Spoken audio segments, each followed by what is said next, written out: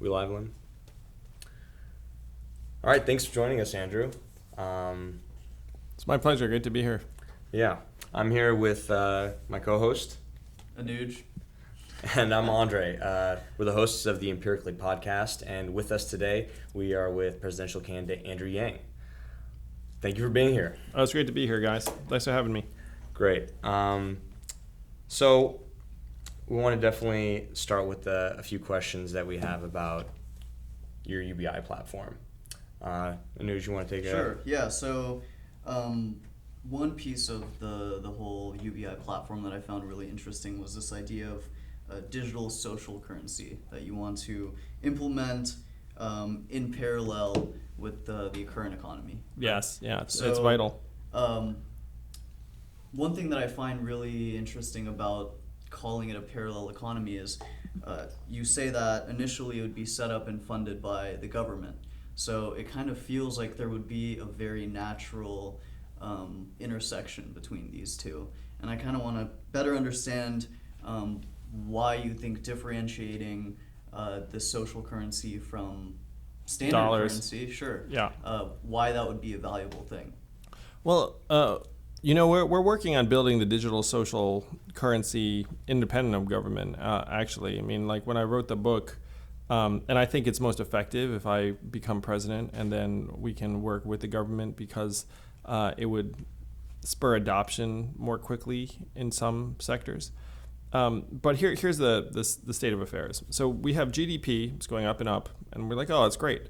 But then you look and realize that GDP does not actually include many Americans increasingly, that you can get rid of 3.5 million American truck drivers, and that'll actually be good for GDP because we're like, oh, look, we just are about to save billions and billions and increase efficiency. Mm-hmm. And so we need to create a new set of measurements that actually correspond to human well-being. Mm-hmm. Things like median income or mental health and freedom from substance abuse, childhood success rates, environmental equality,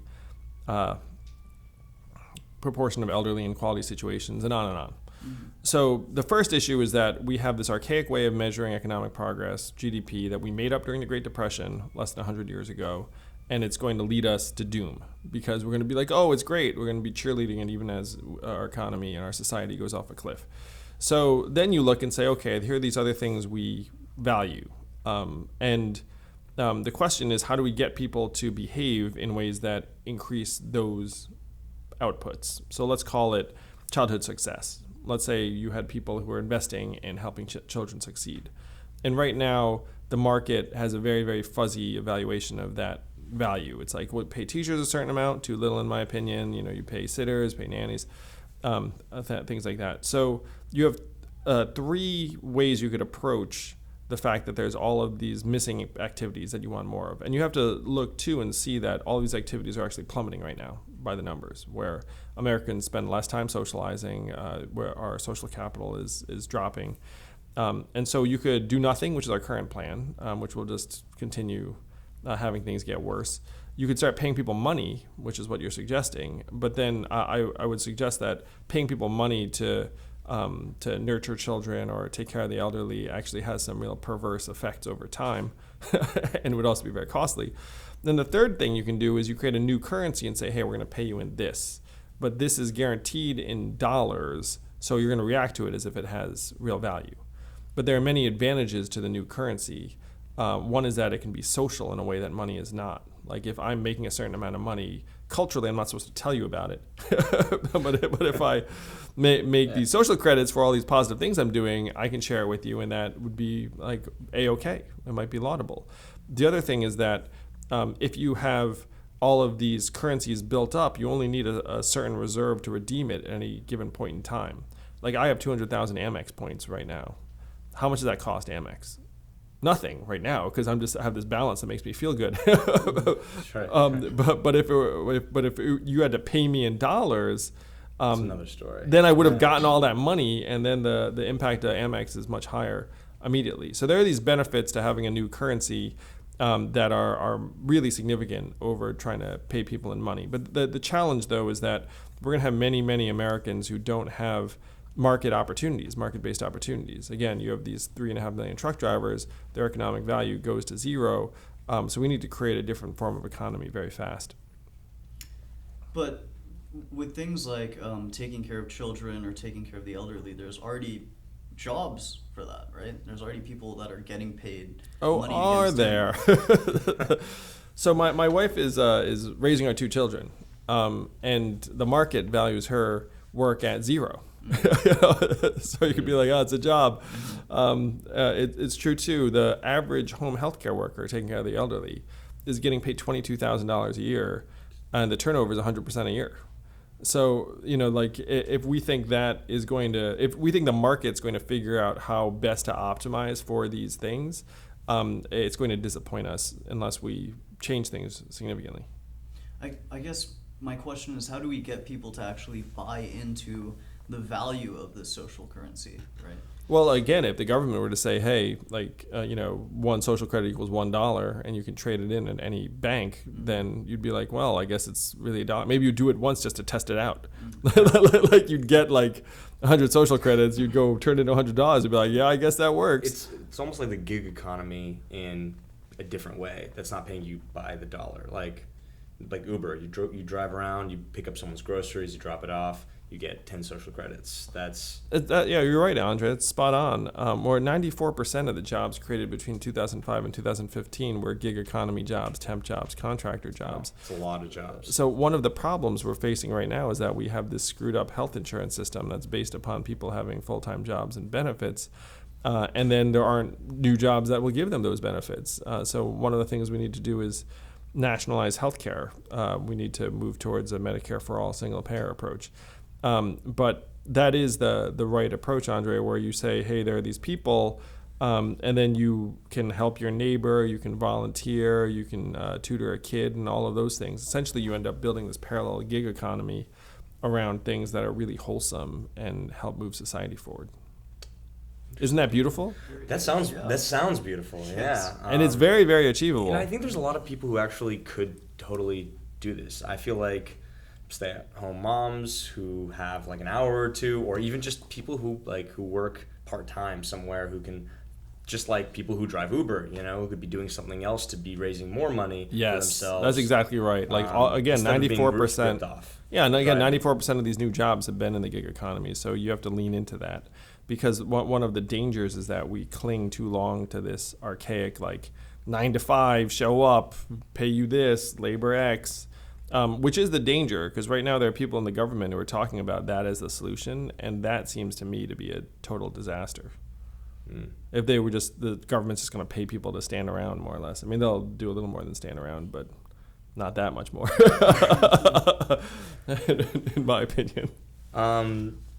So we talked about a little bit about social credits. We could definitely take a deeper dive into automation and kind of the great displacement. In your book, you referenced that this time, or I think it was Ben Bernanke who said, this time it's different. This time it is different. And obviously, we don't have the chart right here for our listeners, but it really is going to pick up eventually. I think that's kind of where a lot of our heads are at in terms of us living here in the Valley. Yes. We see it already happening. I work at a law firm, and I know that the tasks I'm doing, I have friends who graduated from Harvard who are just not lawyers yet. They would rather build something to sell to law firms to help cut the cost down already. So like you said, it is kind of going into even white-collar sectors. Yes, 100%. For people who don't feel maybe that's it's not gonna affect me. I'm a programmer, for example. What would you say? Well, the single biggest thing is that most people have an attitude about it not affecting them because they don't know what to do. So if you look at the numbers, we're going to automate away many of the repetitive cognitive and repetitive manual tasks. There will still be many non-repetitive manual tasks like being a hairdresser or cleaning a hotel room. It's actually very, very hard to design a robot to do those things, and it doesn't make that much sense economically because you can get a human to do it and it's not that expensive. The same is true of certain intellectual activities, where if you have non-repetitive intellectual activities, your job will be safe for a long time.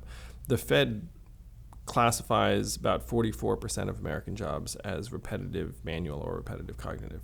So there are people that will probably have jobs for quite some time, and they're right to feel somewhat safe, though no one will be untouched by this because AI is quickly insinuating itself into many, many high-end corporate environments. I was with a friend who's a consultant to a major Fortune 500 company, and they said internally they're looking at cutting 30 to 50% of jobs through technology over the next number of years. And then they're saying, like, is that really the approach we're going to take?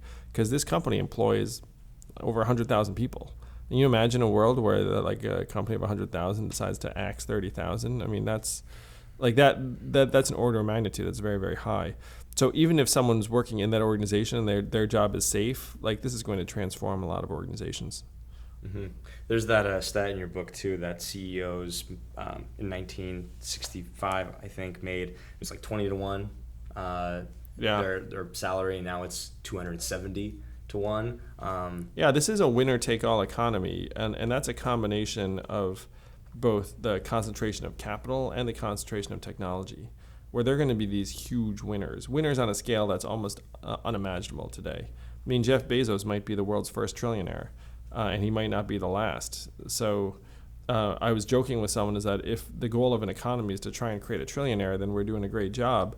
If the job of an economy is to have people be able to flourish and lead positive, productive lives, then we're doing a terrible job. Because if you look at the numbers, our life expectancy has declined for the last 2 years. People are having children, marrying, moving, and starting businesses at record lows. I mean, like, this is the opposite of a society that's prosperous and flourishing. It's why we end up with Donald Trump as president and the rest of it. So, like, our measurements are wrong. We have to move in a significant new direction. We need to invest. But the first thing is we have to own up to reality. And most people know what their reality is, but there's this very strange reluctance to talk about what the reality is in the media. No, that's a good point. The reality. And the reality for you guys is slightly different too, because we're here in the Bay Area. You guys are young, educated, have your careers in front of you. I mean, you got to be smart, but you guys are going to be better situated than 97% of other people in this country. A lot of the stats you put in the book are pretty jarring in terms of if you have a college degree, that's puts you in the top third of education in the United States. If you have a graduate degree, puts you in the top 12%. Yep. I hadn't seen those numbers before, and everyone I know has a college degree, or most people are getting master's degrees now, and so I'm catching up, I guess. It's true, just man. funny, especially living in the bubble here. And so, kind of talking about Venture for America for a second. Let's say 2020 comes, you're president. Yes. Great It's going to be great. It's going to be a great party. 2021. I love it. Inauguration day. My parents crying. Children laughing. Sun shining. Rock bands. Oh, rock. All right. Rocking out. We got to touch into sports in a little bit, but the NBA players there high-fiving me. Why not? Let's keep going. They'll be coming. More. Reviving the economy and the American dream, I think, it's something that's on a lot of people's minds. And your nonprofit, Venture for America, did that. You're president now. How are you gonna get economic stimulus to happen in those places? Are you gonna incentivize these tech companies to move out there, to set up shop, then have their competitor come out, set up shop, so they can keep swapping talent? I mean, the most powerful thing we can do is just put money into the hands of American citizens. I mean, if we pass the freedom dividend, $1,000 per adult per month, that would do more for communities around the country than anything else you can do. And it's one thing that my work with Venture for America led me to, is that this is no longer if I could just move some things around, things would be okay. I mean, we're well past that. The numbers have hit crazy extremity in terms of the divergence. And so if you give people $1,000 a month, that's going to make a monumental difference in the ground floor for people in Missouri, Tennessee, Mississippi, what have you. And on the individual and household level, you'll see child nutrition and education improve, domestic violence goes down, mental health improves, hospital visits go down, just life will get better. and it's going to create 4.5 million new jobs and grow the economy by 2.5 trillion. So that's order of magnitude the thing we must do. And I have to say, like when I signed that law into effect as president, like that's going to be a phenomenal day, not just for me, but for tens of millions of Americans. Absolutely. That's, I think, a dream that I think people are very much waiting for. Yeah, we can totally do it. I mean, that's one of the great things about this era that we should note is like our economy is up to $19 trillion, up $4 trillion in the last 10 years. We truly are the richest and most advanced society in the history of the world. We can totally do something that's going to improve people's lives instead of this bizarre cultural small ball that seems to have overtaken our politics. You're familiar with the subreddit, late stage capitalism? Yes. Yeah, I find it really funny. Yeah, exactly. Humorously looks at the evidence of the human social rot, pretty much. Yeah, the rot is real. Yeah. I can tell you. Your ideas are like social credits and the freedom dividend to pretty much like inject or just capitalism with new blood. Yeah, just capitalism. The way I think about it, it's sort of like two-dimensional. We need to three-dimensionalize it because, again, GDP might look rosy for a long time, even as more and more of us get pushed into oblivion. So we need to create a more advanced form of capitalism, and to me, it's really unfortunate how people are just caught in this strange like capitalism socialism frame. Like I read something by a guy named Eric Weinstein, whom I'm seeing this week, and he said something that's completely dead on, which is that we need to become radically capitalist in some respects and radically socialist in others, and that's the truth of it. So, like clinging to one or the other for too long isn't going to work. So I actually have this quote from you here, and you said, "Education and retraining won't address the gaps. The goalposts are moving, and we need to update new forms of capitalism." Yeah. So is that kind of your idea of what these new forms of capitalism would be? Is integrating maybe ideas that would be traditionally more communist or with the universal basic income, right? Well, one of the examples I referred to was healthcare. We should move towards like a single payer healthcare system, which some people it's like government takeover. For universal basic income, that's not socialism at all. It's really capitalism with a minimum income is really what it is. But that is the direction we need to go, in my opinion. It's going to help people's lives like immensely on a day-to-day basis. So I guess why did you go with a universal basic income versus a guaranteed minimum income? Yeah, that's a good question. And I'd be for a guaranteed minimum income. I'd be for a negative income tax. I'd be for a lot of those things. It's just, to me, I really hate the administration that's baked into those, because to have a guaranteed minimum income, then you have to see how much money I'm making. I have to report and be like, you're making less money this year than next year. And then you end up again with this like incentive system, administration, and then like a rewarding of not doing well in some ways. It's like, hey, I didn't make any money this year, like give me money. So if you have a universal basic income, it's like, look, I'm not going to stigmatize anybody, I'm not going to monitor anybody, I don't care. I'm just going to get you the money. You can do whatever you want. I'm not going to look over your shoulder. Like that is much more fundamental and powerful than, so I'm into, like, don't get me wrong, if we land on a guaranteed minimum income or a negative income tax, and people hopefully listening to this are part of the generation that eradicates poverty in our society, I will still be super pumped. Do not get me wrong. But in my mind, the universal basic income is a better approach because it reduces the us versus them stigma that's based on like means testing programs. So if you have like guaranteed minimum income, it's like, oh, you're rich, you don't get anything. Like you're poor, you get stuff. Like I'd like to do away with that framing if we can. Sure. In terms of kind of shifting the conversation a little bit back to the Second Amendment, that conversation that I referenced, my friend on the plane, teacher, she has a friend who's a registered member of the NRA, and she said after the last school shooting, honestly, there's so many, it's kind of piling up now. Mm-hmm. And I think we don't even know which one we're referring to anymore. Exactly. And she was saying, I would love to bring my gun to school because I could protect these kids. And I would love that opportunity. And I didn't even get to respond. She kind of just jumped in and was like, like, let's say an active shooter does come to our school and they somehow manage to get to her class and she manages to kill that shooter. Do the kids look at their teacher as a hero or as a murderer who teaches geometry? I mean, it's asking so many questions. Yeah, no, just the fact that we're having those conversations lets you know just how far things have gone. To me, it makes absolutely no sense to arm teachers because like the odds of some kid getting accidentally shot, in my opinion, are much, much higher than that teacher like disables an active shooter.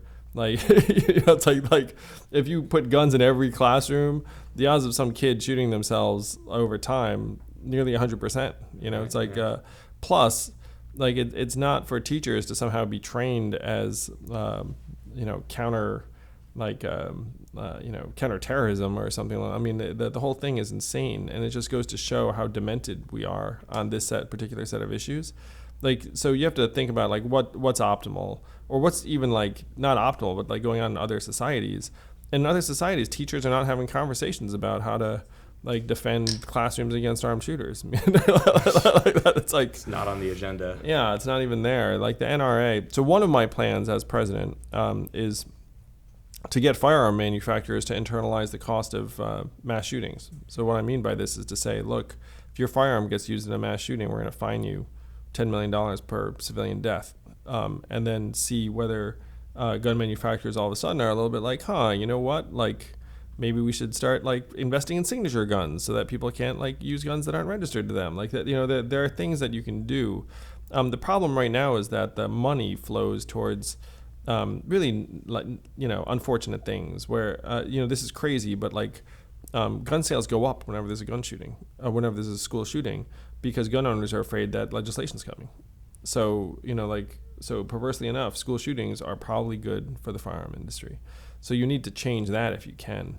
So that's one of the things I'm hoping to enact as president.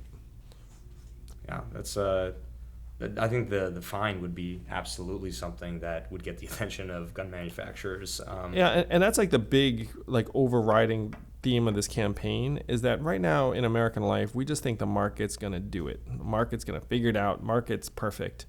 And the market is going to have more and more perverse effects where it's like the market is going to be like, hey, I can get trucks to drive themselves.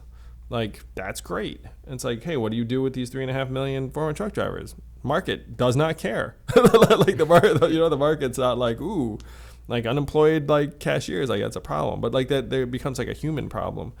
And so we need to stop thinking the market can figure it all out, because it cannot. And then come and say, look, like we need to have our own judgment as to what's important, like, how fast is too fast in terms of like the market's progress and the rest of it. But the market, the logic of the capital markets has overrun every waking moment of our lives up to this point. Like now, it's more extreme than anyone could ever have imagined. Yeah, no, absolutely. I think that's right on the money. The market correction is just right around the corner. And when there's a new recession, oh my gosh, because then all the automation knives are going to come out, because companies do not lay people off when there's an expansion, but when there's a recession, they lay people off, and this time they're going to go crazy because they're already looking around saying, I could get this work done with a lot fewer people and a little more technology. Mm-hmm. And that kind of that rule of that thought that CEOs are concerned about themselves and their shareholders and nobody else. Well, the consumer is secondary. Well, and that's their job, and that's the problem too, is that we've defined their job so narrowly. But you can't blame them; you have to blame the system. It's what Tim O'Reilly calls the master market intelligence. That if you pay a CEO to maximize the stock price, guess what? He's going to maximize the stock. Yeah, the dude does his job. Yeah. So if we start paying CEOs to maximize human well-being along like 8 different measurements, they'll probably do that too. Mm-hmm. They might even enjoy that more. Your thoughts in terms of the CDC looking into gun deaths? That's something that I didn't know about until I started doing more research, that the CDC doesn't do research on gun violence or school mass shootings. That's strange, right? Yeah, when you try and figure out how many people die by uh, police violence, like there isn't any data on that either. You have to rely upon cobbled together private sources, and that's one of the things that people don't realize about this administration that's dangerous is that without data, we really can't do a lot of things that we want to do. So you need good measurements, and to me, it's hard to improve on something if you don't even know what the current measures are. Mm-hmm. Yeah. Well, hopefully we can move forward like we did with seatbelts and in cars, and maybe get some type of legislation towards that. Yeah, under President Yang, all things will become possible because I'm a data junkie. I just want that data. Yeah. So we're going to measure it all. I think that's and refreshing. then we're going to have it on your smartphone, and they're going to measure all the wholesome things we do and try and reinvigorate our society. Mm-hmm. I guess this is fairly anecdotal, but a lot of people I've spoken to, they're not so concerned about automation replacing jobs because they think it's so far away, right? And we discussed how maybe when automation starts affecting white-collar jobs, people in a higher place will start to care more. I mean, if you talk to journalists, they know it's already done a number on their industry, and journalists are white-collar. But continue. Sure. And actually that's something I wanted to touch on was how there are these robo-reporters, right? This was something I heard in another podcast that you'd done, that there was a robo-reporter that published like 850 articles in a year. It's in your book, like too. Yeah. And that's terrifying for people like us, right, who want to kind of keep the spirit of journalism alive. But, sorry, going back into my original point, there are pieces of automation and technology that are replacing a lot of things that a lot of people probably didn't originally think could be replaced, like surgeons, right? But when I think about it, the cost of implementing these on a national level, global level, it would be immense, right? So isn't the distance from when that becomes reality, when most surgeons are being replaced by machines, isn't that pretty out of reach still? Well, it is true that most of it's regulatory and organizational. Like, even if I said I can make a robo-surgeon today that's better than the average surgeon, that probably doesn't change anything because the surgeons are still there cutting people open every day, and it's like you have to create a parallel system around it.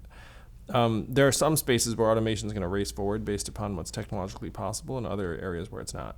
But you have to say that even the ones where it is going to happen are going to be very, very dramatic. I mean, if you're a surgeon, being like, surgeon today, it'd be like, are they going to get through their career without getting automated away? Probably, sure. If you have someone who's training to be a surgeon today, are they going to get automated away? Quite possibly, yes. So, it is one of the problems too, because if you're my generation, you're in your mid 40s, you think, hey, I can probably make it through my career without getting sledged, and they're probably right. And so your incentives. That's one reason we need young people to get animated about this stuff, because you're the ones who are really going to suffer from this. People my age are going to be I can just make it to retirement. Expecting them to go fight for you. You got to fight for this on your own. Yeah. I'm going to help you, though. I'm young at heart. Talking about being young at heart, we want to talk about basketball a little bit. Sure. I heard you're a big fan. You're a Knicks fan, right? I was. And you compare... Yeah, well, don't blame you. Knicks have gone through some tough times, just like the American people have. No, you made a reference in your book to institutions and the Knicks. And I think sports organizations are a great analogy to political systems or just institutions in general. But purely from a basketball standpoint, I'm sure you've heard about the Kawhi trade to the Raptors for DeMar DeRozan. And there have been rumors already that Kawhi is looking to build a super team, possibly with Kyrie Irving, who gets, and dare I say, our own Kevin Durant, to New York. Are you thinking that it's finally time for the Knicks to get their act together? I think they're more likely to land in Brooklyn, actually. I think Brooklyn has a better organization set up, personally. So I think if there's one super team I'd watch out for out of New York, it's going to be the Brooklyn Nets. That's a hot Hot take, take, Andrew. No problem. If that comes true, you guys can come. You can say this, but like Andrew really can see the future. Yeah, well, We definitely should make that guy president. I mean, well, Jay-Z owns the Nets, so that's very possible. That could actually come to fruition. Moving to the Lakers, the LeBron Lakers. How are we doing on time?